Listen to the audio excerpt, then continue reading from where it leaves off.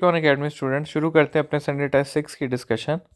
तो यहाँ पे सबसे पहला सवाल आता है कि there are two charges of +3 and -50 microcoulomb, ratio of force acting on them will be. तो स्टूडेंट्स ये बहुत सिंपल सा सवाल है कि दो चार्जेस की फोर्स जो होती है, अगर F1 पहले चार्ज की फोर्स है और F2 दूसरे चार्ज की फोर्स है तो वो इक्वल होती है, ठीक है, लेकिन ऑपोजिट होती है। लेकिन अगर उनके मैग्नीट्यूड की बात की जाए तो मैग्नीट्यूड ऑफ F1 और मैग्नीट्यूड ऑफ F2 जो है वो हमेशा इक्वल होता है।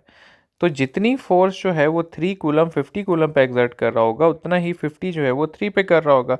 तो ratio of forces between them 1:1 आ जाएगा कि दोनों चार्जेस एक दूसरे पे इक्वल फोर्स एक्सर्ट कर रहे होंगे।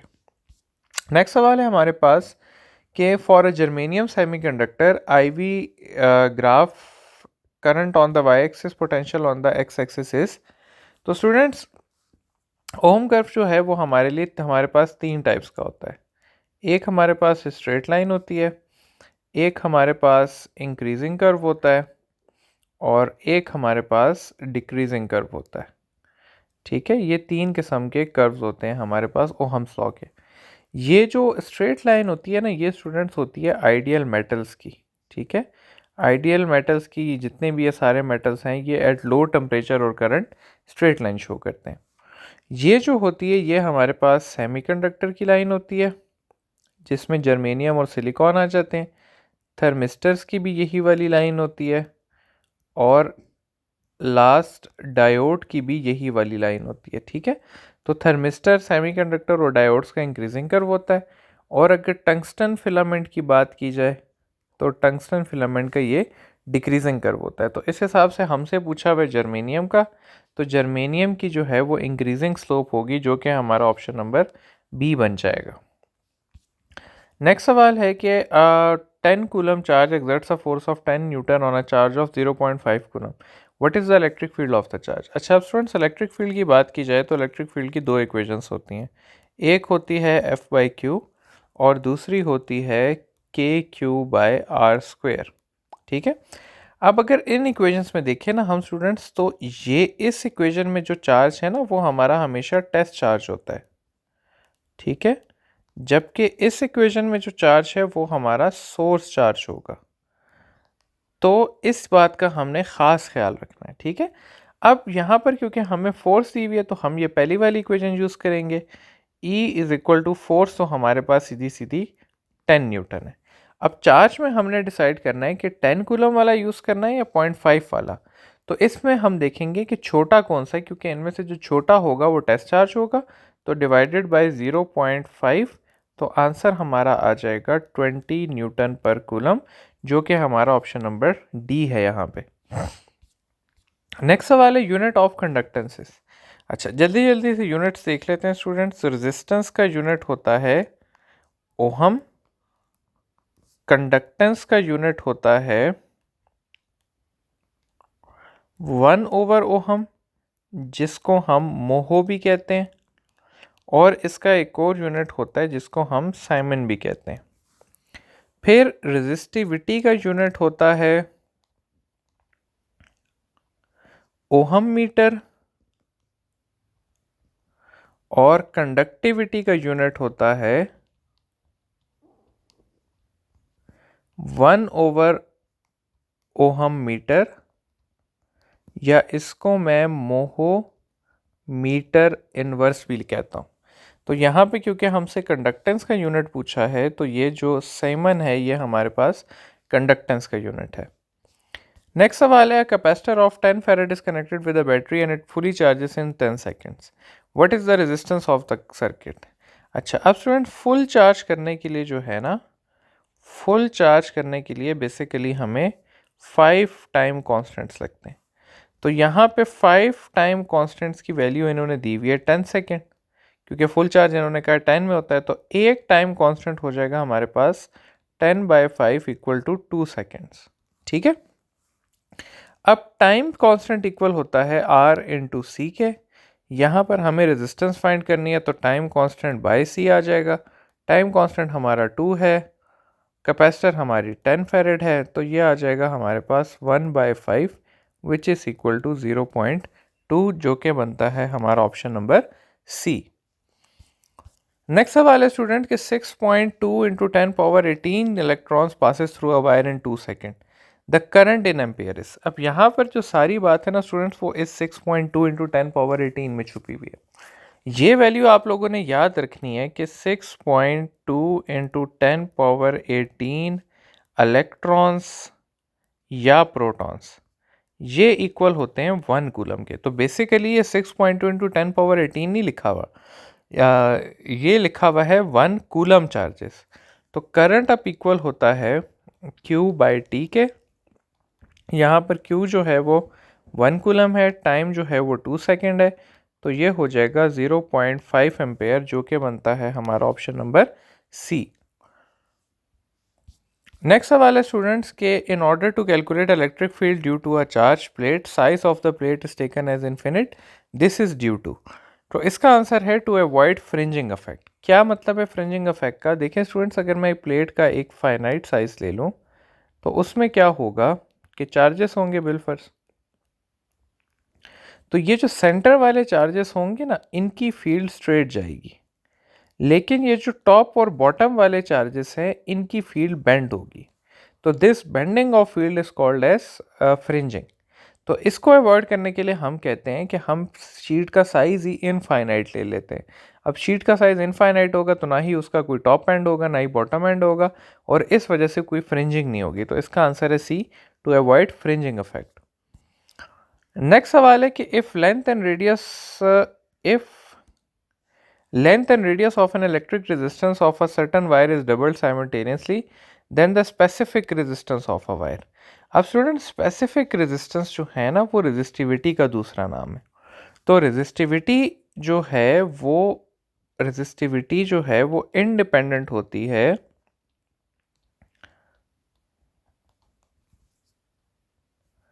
लेंथ के भी, एरिया के भी और रेजिस्टेंस के भी। डिपेंड किस पे करती है? रेजिस्टिविटी दो चीज़ों पे डिपेंड करती है। एक हमारे पास होता है टेम्परेचर, दूसरा होता है हमारे पास मटेरियल। तो ये डिपेंड सिर्फ और सिर्फ इन दो चीज़ों पे करती है, टेम्परेचर पे और मटेरियल पे। तो हमने यहाँ पर लेंथ और रेडियस चेंज किया है, तो रेजिस्टिविटी पे कोई फ़र्क नहीं पड़ेगा, मींस कि इट विल रिमेन सेम। हाँ, अगर इसी सवाल में रेजिस्टेंस पूछा होता तो रेजिस्टेंस का आंसर हम देते कि रेजिस्टेंस डायरेक्टली प्रोपोर्शनल है लेंथ के, इनवर्सली प्रोपोर्शनल है रेडियस के स्क्वायर के। तो ये 2/4 इक्वल टू 1/2 टाइम्स हो जाती। लेकिन क्योंकि यहाँ पे हमसे रेजिस्टेंस नहीं पूछी, रेजिस्टिविटी पूछी है, तो it will remain same. Next सवाल है कि if smaller charge having a charge minus q is brought near a larger charge of minus q, then the energy of the charge minus q will. अच्छा, अब ये है students के energy के लिए ना हमें ये देखना पड़ता है कि चार्ज जो है वो मतलब खुद से मूव हुआ है या हमें वर्क करना पड़ा है। फॉर एग्जांपल, अगर ये एक पॉजिटिव चार्ज है, ठीक है, इसके पास मैं एक पॉजिटिव चार्ज लाता हूँ, तो हमें इसको यहाँ लाने के लिए वर्क करना पड़ेगा, क्योंकि ये खुद ब खुद नहीं आएगा। तो इस वजह से जब हम वर्क करेंगे तो एनर्जी ज़्यादा होगी, ठीक है। इसके मुकाबले में अगर एक पॉजिटिव चार्ज है और एक नेगेटिव चार्ज को मैं उसके पास लाता हूँ, तो हमें वर्क नहीं करना पड़ेगा, क्योंकि नेगेटिव चार्ज वैसे ही पॉजिटिव के पास आना चाहता है। तो इस केस में एनर्जी डिक्रीज होगी। और अगर एक नेगेटिव चार्ज है और एक और नेगेटिव चार्ज है और उसको मैं पास लाता हूँ, तो इसको भी पास लाने के लिए वर्क करना पड़ेगा, क्योंकि ये नेगेटिव भी इस नेगेटिव के पास नहीं आना चाहता।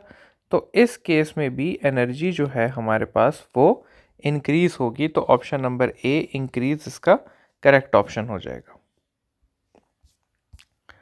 नेक्स्ट सवाल है कि a wire is compress so that its length becomes half of its original length, assuming volume and resistivity constant, what happens to its conductance.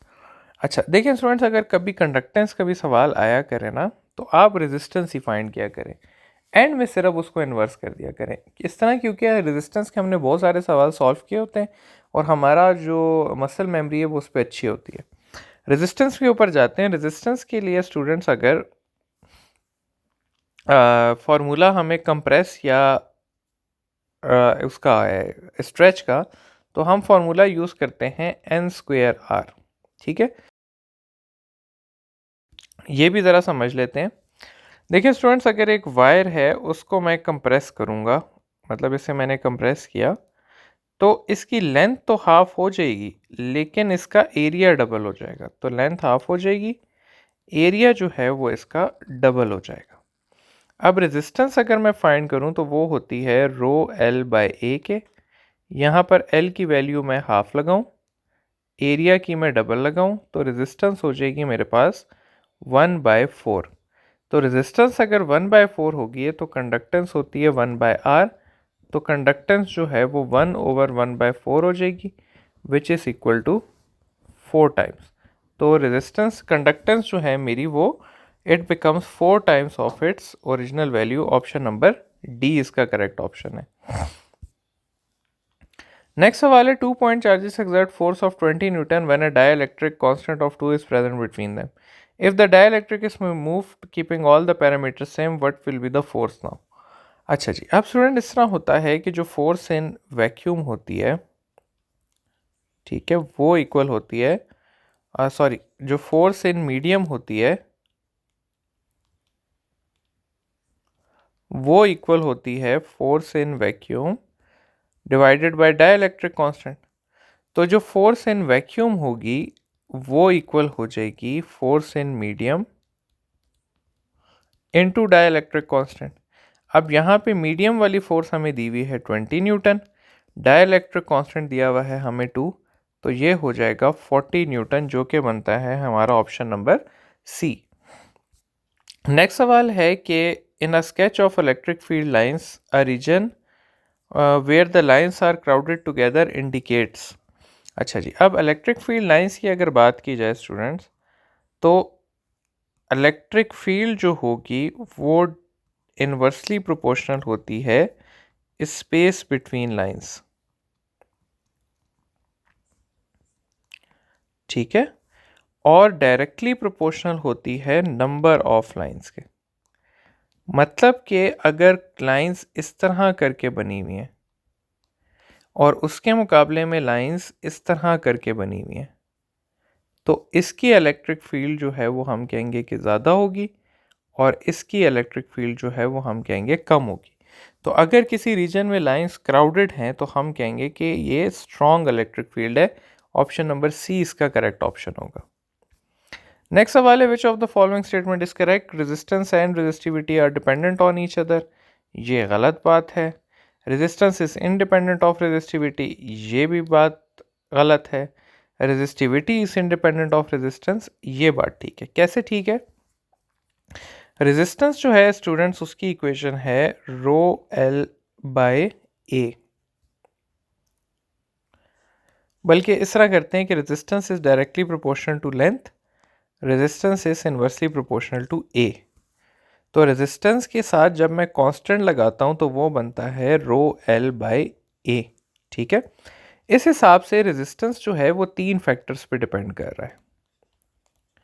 Resistance depend कर रहा है रेजिस्टिविटी पे, रेजिस्टेंस डिपेंड कर रहा है लेंथ ऑफ कंडक्टर पे, और inversely related है एरिया ऑफ कंडक्टर के। लेकिन ये जो रेजिस्टिविटी है ये इस इक्वेशन का कांस्टेंट है और it is independent of R B, L B और ए बी। और जैसा कि मैंने अभी आपको थोड़ी देर पहले बताया कि it only depends upon temperature and material of a substance. तो resistance is not independent of resistivity, मगर resistivity is dependent of resistance. Option number C हमारा करेक्ट ऑप्शन होगा। नेक्स्ट सवाल है जी कि for two like charges of unequal magnitude the point where the resultant electric field is zero lies. अच्छा जी, अब ये देखें स्टूडेंट्स, अगर हमारे पास दो सिमिलर चार्जेस होंगे, लेट्स से ये पॉजिटिव है और ये भी पॉजिटिव है, और उसके मुकाबले में दो अनलाइक चार्जेस होंगे, ये पॉजिटिव है और ये जो है ये नेगेटिव है। तो स्टूडेंट्स ये दोनों एक दूसरे की फील्ड को रिपेल करेंगे।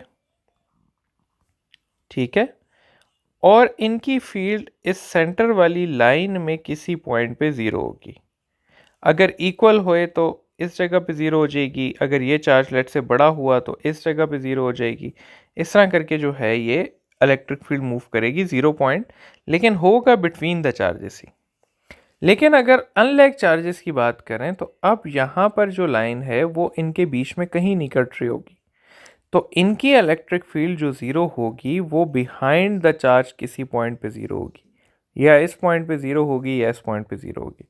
तो हम कहते हैं कि electric field of like charges lie on the line between the charges, और electric field of unlike zero field point of unlike charges lie behind the charges. ठीक है, तो अब हमें दिया हुआ है अनइक्वल मैग्नीट्यूड और लाइक चार्जेस, तो ये वाला केस है।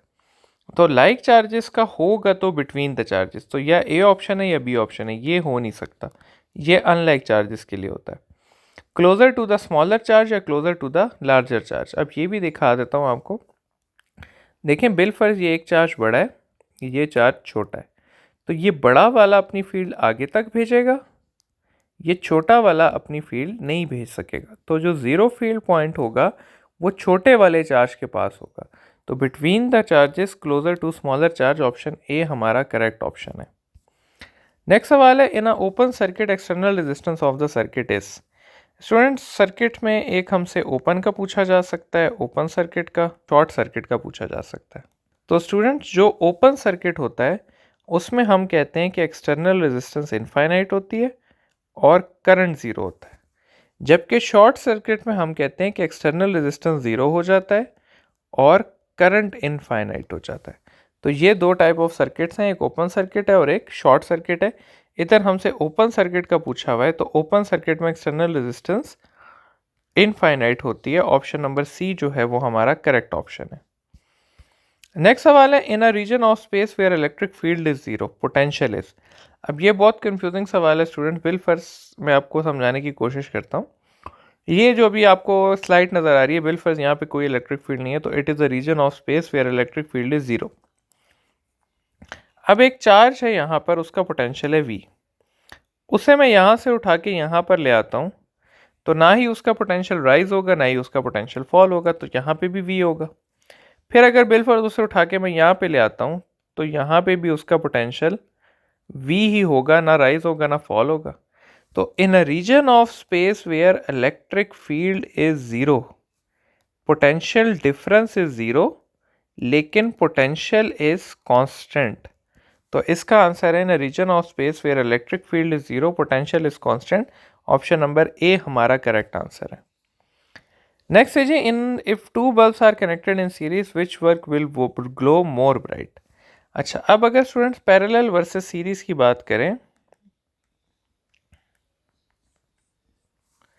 पैरेलल वर्सेस सीरीज की अगर हम बात करें और हमारे पास दो बल्ब्स हैं, बिल फर्ज हमारे पास 60 वॉट और 60 वॉट है बल्ब और 100 वॉट है,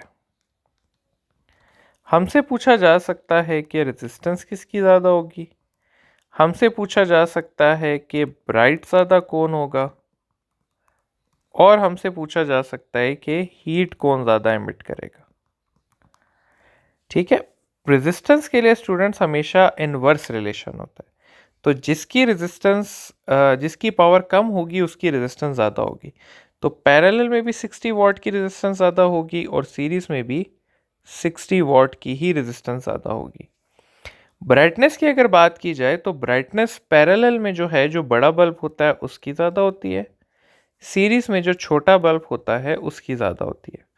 और हीट की बात की जाए तो पैरेलल में जो ज़्यादा लाइट प्रोड्यूस करेगा उसकी हीट होगी, और सीरीज़ में जो ज़्यादा लाइट प्रोड्यूस करेगा उसकी हीट ज़्यादा होगी।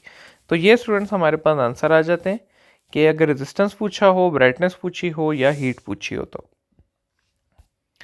नेक्स्ट सवाल है, particle carries a charge of 2 electron falls through a potential difference of 3 volt, energy acquired by the particle is. तो स्टूडेंट बहुत आसान है, इसने जो एनर्जी एक्वायर की होगी वो इक्वल टू इलेक्ट्रिकल एनर्जी होगी। इलेक्ट्रिकल एनर्जी इक्वल होती है हमारे पास डेल्टा वी इंटू क्यू के, यहाँ पर डेल्टा वी हमें 3 दिया हुआ है, क्यू जो है वो हमें 2 इंटू 1.6 इंटू 10⁻⁻19 जॉल दिया हुआ है।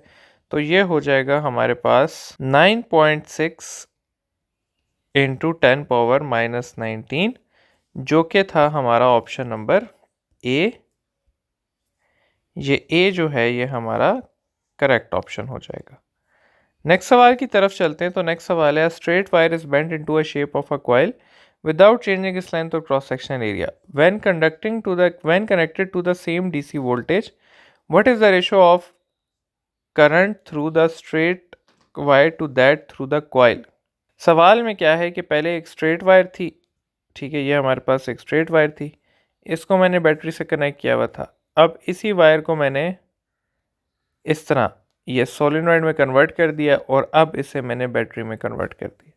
सवाल ये है कि जब हम इसे बेंड करके लगाएंगे तो अब इसके अंदर से क्या फ़र्क होगा? तो इसके अंदर कोई फ़र्क नहीं पड़ेगा, क्योंकि ना वायर का एरिया चेंज हुआ है, ना वायर का मटेरियल चेंज हुआ है, ना वायर का एरिया चेंज हुआ है, तो सेम होगा और इसका आंसर आएगा इक्वल टू 1।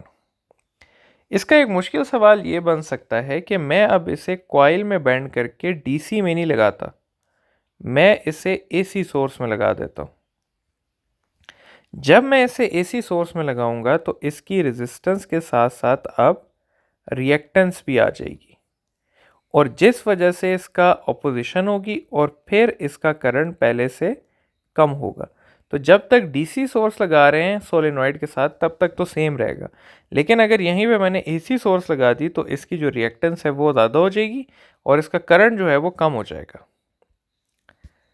नेक्स्ट सवाल है, what is the potential difference between 2 points is 1 volt, work done in moving one electron from one point two another point is. तो स्टूडेंट इस तरह होता है कि वर्क डन इक्वल होता है डेल्टा वी इंटू क्यू के। तो यहाँ पर वी हमें दिया हुआ है 1 वोल्ट और चार्ज हमें दिया हुआ है 1.6 इंटू 10⁻⁻19 कूलम। तो इसका आंसर आ जाएगा 1.6 into 10⁻⁻19 joule, which is equal to 1 electron volt, जो कि बनता है हमारा ऑप्शन नंबर सी। नेक्स्ट सवाल है जी, which of the following according to Coulomb's law for the two charges is incorrect. Doubling both charges will double the electric force, ये पहला ऑप्शन गलत है। कैसे? फोर्स जो है वो डायरेक्टली प्रोपोर्शनल है Q1 के Q2 के, तो अगर मैं दोनों चार्जेस को डबल कर दूं, पहले को भी दूसरे को भी, तो ये 4 टाइम्स हो जाएगी फोर्स, ना कि 2 टाइम्स हो जाएगी। तो इसका जो पहला है वो ही गलत है। नेक्स्ट सवाल है जी, according to law R is equal to V by I, if you increase the potential of a battery 2 times what will be the effect on this resistance. तो स्टूडेंट्स इसमें जो है ये रेजिस्टेंस हमारी कांस्टेंट है, ठीक है। क्यों कांस्टेंट है? क्योंकि I is directly proportional to V और I की जगह मैं 1/R लगाता हूँ और फिर V लगाता हूँ। तो अगर मैं पोटेंशियल को 2 टाइम्स करूँगा तो करंट भी 2 टाइम्स हो जाएगा, लेकिन जो रेजिस्टेंस है हमारी वो सेम रहेगी। तो इसका आंसर है resistance will remain same, it will not affect resistance. Next सवाल है, when the test charge is move in the direction of electric field line its potential. तो स्टूडेंट्स अगर पोटेंशियल की बात हुई है तो अगर मैं एक टेस्ट चार्ज को पॉजिटिव की टेस्ट लाइन के पास लेके जाऊं तो ये खुद भी दूर जाना चाहता है, लाइन को फॉलो करके भी दूर जाएगा, तो इसका पोटेंशियल विल डिक्रीज। और अगर यही पॉजिटिव टेस्ट चार्ज एक नेगेटिव की फील्ड लाइन को फॉलो करता है तो वो इसकी तरफ आएगा, तो तरफ आएगा, ये वैसे भी इसकी तरफ ही आना चाहता है, हमें कोई वर्क नहीं करना पड़ेगा, तो इस केस में भी पोटेंशियल विल डिक्रीज। तो test charge is move in the direction of electric field line, potential always decreases. Option number B हमारा करेक्ट आंसर है। नेक्स्ट है जी, ऐसा unit of temperature coefficient of resistivity is. तो इसका आंसर है students kelvin inverse. Alpha का unit kelvin inverse होता है। अल्फा के बारे में एक दो चीज़ें आपको जल्दी जल्दी बता देता हूँ। अल्फा अगर नेगेटिव हुआ तो उस चीज़ का टेम्परेचर इंक्रीज करने से उसकी रेजिस्टेंस डिक्रीज करेगी, और अगर किसी चीज़ का अल्फा पॉजिटिव है तो उसका टेम्परेचर इंक्रीज करने से उसकी रेजिस्टेंस इंक्रीज करेगी, ठीक है। तो ये अल्फा के बारे में कुछ बातें जो आपको पता होनी चाहिए। नेक्स्ट सवाल है, Coulomb's law fits well into. तो इसका आंसर है न्यूटन्स थर्ड लॉ। किस तरह से? न्यूटन के थर्ड लॉ ने कहा था कि दोनों बॉडीज एक दूसरे पे इक्वल और ऑपोजिट फोर्स लगाती हैं, ठीक है। तो कूलम ने भी कहा कि दोनों चार्जेस एक दूसरे पे इक्वल और ऑपोजिट फोर्स लगाते हैं, तो इसका आंसर है न्यूटन्स थर्ड लॉ। नेक्स्ट है जी, maximum power transfer theorem states that maximum power is delivered to the load when. तो इसका आंसर है कि पावर मैक्सिमम तब होती है जब हमारे पास इंटरनल रेजिस्टेंस और एक्सटर्नल रेजिस्टेंस इक्वल होती है, और उस मैक्सिमम पावर की इक्वेशन होती है EMF square divided by 4 small r, या फिर EMF square divided by 4 capital R. तो ये दोनों जो हैं ये हमारे पास मैक्सिमम पावर आउटपुट की इक्वेशन है, और ये कब होती है कि जब लोड रेजिस्टर जो है वो इक्वल होता है सोर्स रेजिस्टर के, ठीक है। तो ये जो है ये हमारे पास पावर की इक्वेशन है। नेक्स्ट है जी, ऐसा यूनिट ऑफ इलेक्ट्रिक पोटेंशियल है, तो ये वोल्ट है, इसमें कुछ समझाने की इतनी खास बात नहीं है। नेक्स्ट है जी, a cell of EMF 6 volt and internal resistance of 0.5 volt is short circuited by a thin copper wire, the current drawn is. तो स्टूडेंट्स EMF इक्वल होती है,